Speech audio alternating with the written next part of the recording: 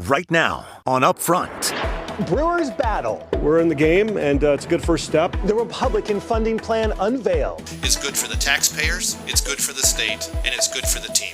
Now the vote counting underway. Taxpayers on the hook for hundreds of millions of dollars. Is the team's future really at stake? Are the Brewers going to leave if this funding isn't here? Our guest this Sunday, Brewers President of Business Operations, Rick Schlesinger, the bill's author, Republican Representative Rob Brooks, Milwaukee Mayor Cavalier Johnson. There are some things in the proposal that need to change right off the bat. The mayor's pushback and his re-election bid just announced. Then government shutdown. This is a whole new concept of individuals that just want to burn the whole place down. It doesn't work. 6 days to go. Congress in crisis. The House sent home. House Republicans in the spotlight. Republican Congressman Brian Stile is here with the latest. And Department of Transportation Secretary Pete Buttigieg on the looming impact. All next. This is Upfront with Jaron Jordan and political director Matt Smith. Hi, everyone. Thanks for joining us. Intense negotiations and private meetings still underway this week surrounding the Brewers' funding bill, with the postseason now in sight. Brewers officials at the Capitol this past week, lawmakers at the stadium, and today they're here. The $700 million Republican plan would keep the Brewers in Milwaukee through 2050.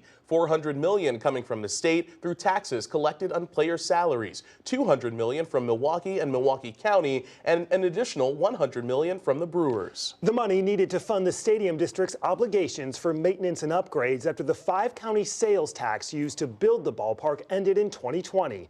Brewers President of Business Operations, Rick Schlesinger. You were at the Capitol this past week after the announcement came out, met with some Democrats. How did that go? Yeah, it was a great opportunity to speak to the Democrat caucus in the Senate, hear their concerns, get a chance to talk about some of the things that are important to us, talk about potential solutions and how what's going to be at least initially introduced in the Assembly. If there's opportunities to change it, revise it, they're looking for those opportunities. They're skeptical in parts of this, especially when we look to the Milwaukee County provisions. What is your role in this, reassuring that the conversation is ongoing? I mean, obviously you can't change the legislation. What do they want to hear from you specifically? Yeah, I think my job is to make the case of why this is important, not only for the city of Milwaukee, the county of Milwaukee, but for the whole state. There are Senate Democrats, and frankly, all legislatures around the state. They don't just represent Milwaukee, they represent regions all over the state. And my job and sort of I've been talking about is how this is a state asset, how this benefits the state. It certainly benefits Milwaukee County, Milwaukee City to be sure, but we're a state asset. We draw from all over. We provide direct revenue benefits to the state. We employ people. We have contracts with people all over the state. So it's again reminding them of the value we bring, the importance we take in this process. We don't take it lightly.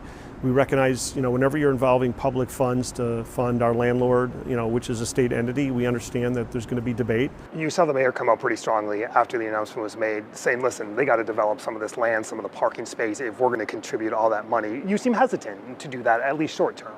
Yeah, I mean, the economics of developing the parking lots are much more complicated than the average person might think.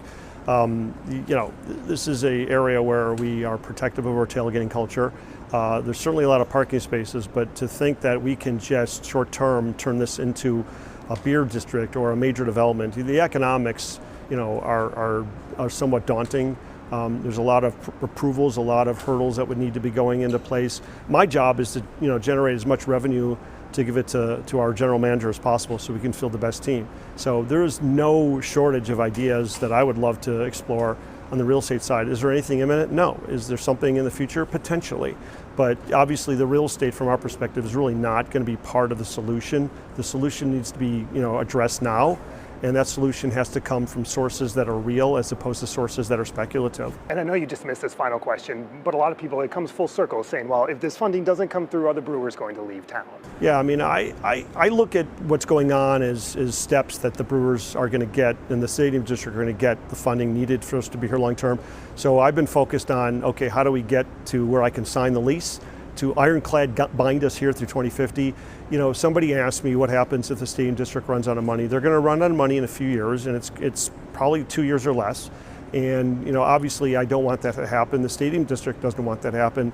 Anybody who believes that the state honors its obligations doesn't want that to happen. So I've been less focused on sort of the what ifs if things don't happen, and I've been focused more on the optimism because I'm seeing that optimism in Madison. Let's bring in the bill's author, Republican Representative Rob Brooks. Representative, good to see you. Thank you for having us. We really appreciate the opportunity. We just heard from Rick. He said from the Brewers' perspective, they're optimistic. What they see in Madison, optimism, sometimes hard to find at the Capitol. I'm curious, as we sit here today, how many Democrats do you need to get on board for this to pass the Assembly? Our goal would be to get at least half. I understand that it's a heavy lift, with the financial situation the city and the county find themselves in, but I think we can get there. I think anytime you start negotiations from a starting point where everybody's in agreement that we'd like to keep the team, that's a great spot. As we sit here today, do you have the votes to pass the Assembly? I believe we can. It'd be very close and very tough if we had to do it. I think we're going to need some Dem votes, but what I have found in talking to Speaker Voss and my colleagues, every time we explain the deal to people one-on-one, they get it. They understand the financing component, and they understand why it's good to keep the Brewers. How many Dems do you think you'll need? A dozen? I would hope 14 to 18, Yeah. Do I need that many? I don't know. But I would hope we could get 14 Democrats. The study the Brewers and even lawmakers have been using showed about the price tag for long-term work at AmFam to be about $428 million. How do we get to $700 million from that $428 figure? Well, there's two studies out there, one hired by the Brewers and the other by the state, and ironically the one the state did came in at north of $600 billion. So, and then you have to take in appreciation, time, use of value of money, and all of those things. And then do we want to be in a position like we're in today where it's questionable whether we have funds to even get through 2030 through our contractual obligations? So we built in enough money in this deal to get through 2050 and have some reserves left, not a slush fund as some have reported, but enough reserves left to look at if we have to tear down the facility if the Brewers leave at that time, or to continue for a few years as we renegotiate a new lease. In terms of what we're going to see change, are we going to see the local amount option change?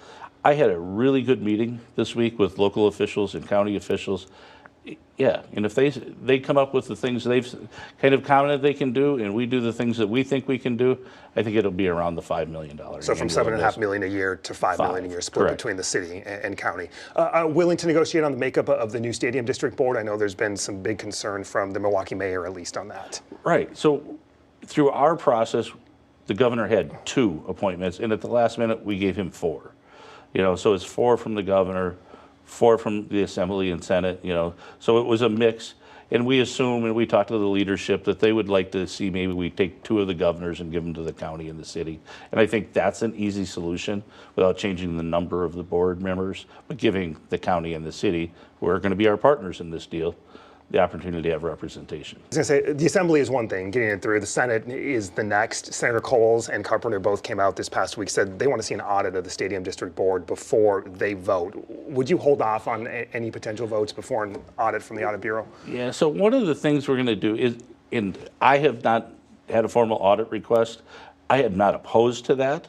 I don't know that we want to delay it that long. But I think Fiscal Bureau and our Reference Bureau have been working with the current stadium board to get us real numbers, which were not easy to get. I'm not opposed to an audit. I will put in the bill and guarantee that we'll put in the bill that will require an audit now and will require one every 5 years. Have you engaged the governor enough in this process? This will all ultimately end up on his desk to approve or to reject. Well, the nice thing is we didn't have to engage the governor a lot from the start because we knew where he stood, and we knew what he was looking for. So we took what the governor had and we built upon it. Have I personally sat down with the governor yet? No.